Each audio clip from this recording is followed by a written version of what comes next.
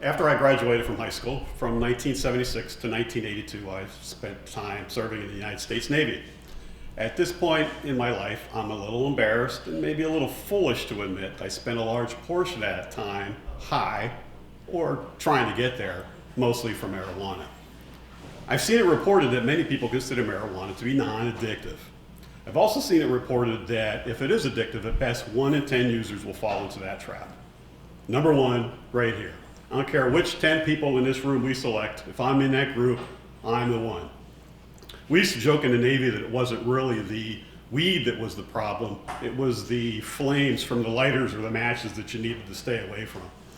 But all things considered, realistically speaking, when I was in the Navy, I did indeed feel the need for weed.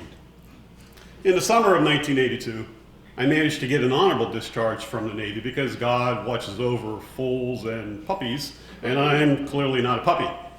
But because of that addiction, real or perceived, there were a number of times where that honorable discharge, which is the kind that you want, was severely threatened, and I'd like to offer you a couple of examples.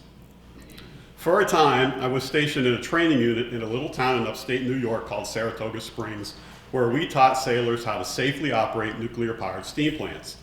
If you're familiar with Saratoga Springs, you know there's a fairly famous racetrack there where ridiculously wealthy people go once a year during the month of August to race their horses. The training unit with its reactor plants was on the other side of town because God forbid that we should mistakenly irradiate those horses or their ridiculously wealthy asses. Now, the power plant that I worked in had a containment facility that was a large concrete ball, 20 stories high, 20 stories wide. To that extent, we called it the ball. Sailors are pretty smart that way. We're not like Marines.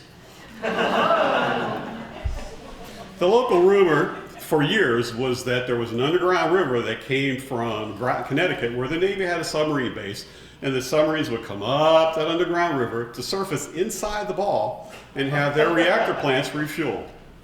While it's fun to think about a 200-mile underground river between the Atlantic Ocean and Saratoga Springs, New York, the rumor isn't true and it never was. So while the ball wasn't really a good place to refuel a nuclear submarine, it was a great place to smoke a joint, which, come to think of it, kind of looks like a submarine now that I think about it, so maybe there was some refueling going on there after all. When you were inside the ball, when you were inside the engine room, inside the ball, it was just like being inside an engine room on a ship at sea. But when you were outside the engine room inside the ball, the rest of the ball was filled with support equipment for the reactor plant, as well as a lot of offices that were boxes simply stacked one on top of the other, connected by ladders and walkways and stairs. Lots of nooks and crannies to hide in, and above it all, just open air like this for smoke, legal or otherwise, to just go. So one day, me and 3 friends were doing our best to top one of the highest of these offices to honor the Doobie Brothers. In fact, the office that we were standing on was our office, and we knew that. But what we didn't know was that the ceiling fan that was in that office could move air in either direction. And on this particular day, it was pulling air into the office instead of blowing it up and away. So when the shift supervisor walked into our office and inhaled what we were exhaling 3 feet above his head, something else was going to hit that fan. Fortunately, it wasn't a straight shot from where he was to where we were. He had to go out the door, down some ladders, up some ladders, over the river, through the woods to get to where we were. And although we didn't know he was coming, by the time he got there, us had actually turned into me because we'd finished, the other 3 guys had left, and I stayed behind to ensure there was no incriminating evidence. And there wasn't any, aside from the fact that I'm standing about 3 feet away from the ceiling fan that has just turned state's evidence. So as the shift supervisor stood there with veins bulging from his neck, face all red, yelling at the top of his voice that he was going to torpedo my stellar Navy career right then and there, all I could think of to say was, "You can't prove anything," in a slightly quivering voice. Now, if he was wearing a wire, I'd pretty much given him exactly what he needed. But he wasn't, and I hadn't, and so life moved on for me relatively unchanged. So now it's the spring of 1982. I am now stationed on board the USS Truxton, a nuclear-powered surface ship homeported out of San Diego, California. I'm still heavily invested in marijuana futures. But by this point, I'm also dabbling in hash, not the kind that comes in a can, and Coke, not the kind that comes in a can. As a matter of fact, in the pocket of a jacket that is laying on my rack in the berthing compartment is some hash. Unfortunately, today is the day that the US Navy has selected the USS Truxton to host the drug-sniffing dogs. Not good. So I was eating my breakfast, and when I heard about this, I immediately trashed the remainder of my breakfast so I could get back to that berthing compartment in the trash again, incriminating evidence. Unfortunately, me and a couple other guys that seemed to be having the same "aw shit" moment as me were stopped by the executive officer, who didn't say a word. He just quietly made us turn around and go back the direction that we came from. Now, on this particular day, the engine rooms were shut down, and our group was slated for training in the way back of the ship. The training room had only one way in and out. There was a hatch that was in the overhead. And there was only one phone down there. It was in the training room office that was right next door.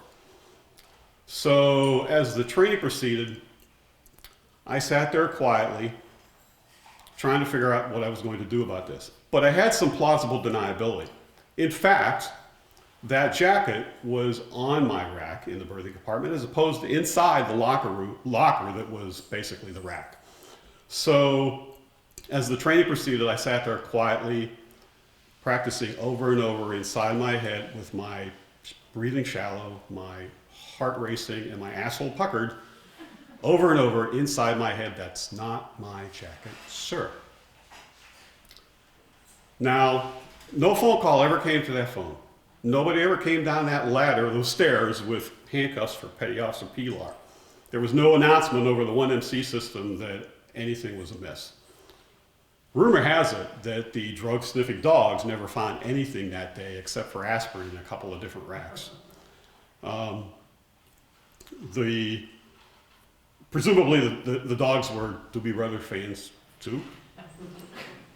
Because the ability to get out of the Navy with an honorable discharge remained alive, I celebrated later that day by smoking that hash. Off base in my car, I was a fool then, but I wasn't an idiot.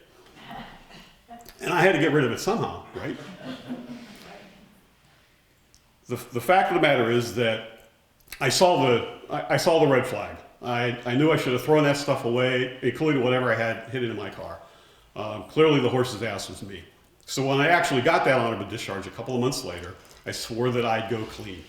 And since that time, except for a couple of times when I was in college, and once since I've been married, which my wife doesn't know about until I'm right here and now. Sorry, dear, I'm not in the Ashley Madison database. I've stayed clean. So here it is, 2015. Some people seem to think that I truly am honorable. Ironically, a lot of my post-college career has been spent working back for the US Navy, sober. But you can bet 33 years later, in particular as marijuana becomes more mainstream and legalized, the urge is still there because I'm still addicted to both marijuana and Coke. But at this point in my life, I only indulge in the kind that comes in a red can. As a matter of fact, they have some back there. So if you will excuse me, I will end my story now and go feed my need. Thank you.